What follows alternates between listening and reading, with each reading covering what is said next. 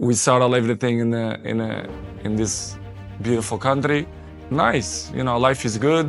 Football is good. Football is like that. You have sometimes good moments, bad moments, but for me, the most important thing is you to be professional, pushing hard, respect the club, respect your contracts, and believe that things will change. I mean, Al Nassr to try to win more titles, Champions League is something that I will dream to.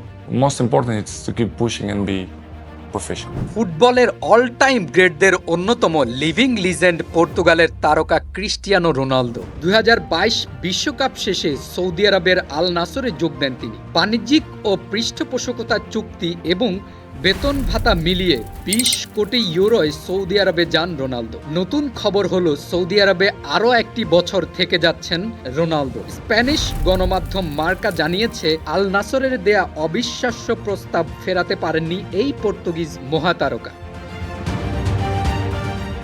ফেরাবেন কিভাবে? প্রস্তাবই যে মাথা ঘুরে যাওয়ার মতো। শুধু বিশাল অঙ্কের অর্থই নয়, সৌদি ক্লাবটির আংশিক মালিকানাও পাচ্ছেন রোনালদো। সংবাদ মাধ্যমে এই চুক্তিকে বর্ণনা করা হচ্ছে শতাব্দীর সেরা চুক্তি হিসেবে। তাহলে চলুন জানিয়ে দেই কি আছে সেই চুক্তিতে। ফুটবলের এমন আরও তথ্য জানতে লাইক, শেয়ার ও সাবস্ক্রাইব করে সি স্পোর্টসের সাথেই থাকুন।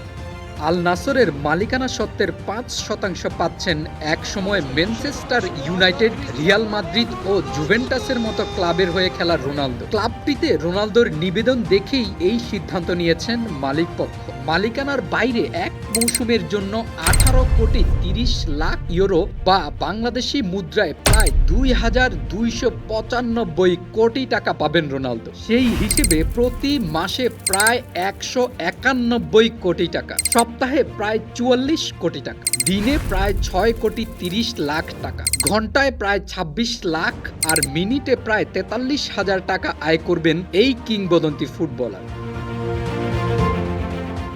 শুধু মালিকানা ও বিশাল অঙ্কের অর্থ দিয়েই নয়, রোনালদোকে ধরে রাখতে তার দেয়া একটি বিশেষ শর্ত মানছে আল নাসর। মার্কা বলছে রোনালদো দলের শক্তিমত্তা বাড়াতে নির্দিষ্ট কিছু খেলোয়াড়কে দলে টানতে বলেছেন। তাদের মধ্যে ব্রাজিলিয়ান তারকা ক্যাসিমিরোর নামটা নির্দিষ্ট করেই বলেছে মার্কা। এখন ম্যানচেস্টার ইউনাইটেডে খেলছেন এই মিডফিল্ডার।